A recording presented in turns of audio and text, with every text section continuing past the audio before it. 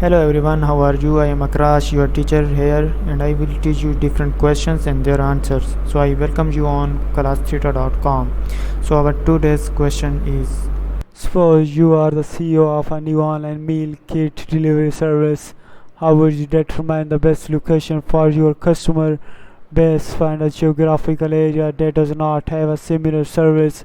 Find a location where customers decide this type of service. Start the delivery service, then select a location where you see heavy traffic. Find an inexpensive facility and start the business. None of the above are true. The answer to the question is the best approach to determine the best location for your customer base as the CEO of a new online meal kit delivery service would be find a location where customers desire this type of service. This strategy involves conducting market research to identify areas where there is the demand and interest for meal kit delivery service.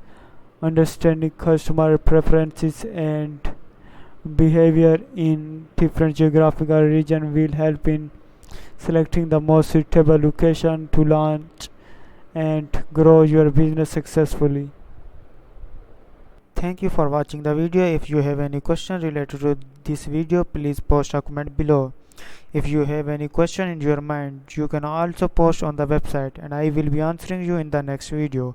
Thank you for engaging with us. Until next video, bye bye.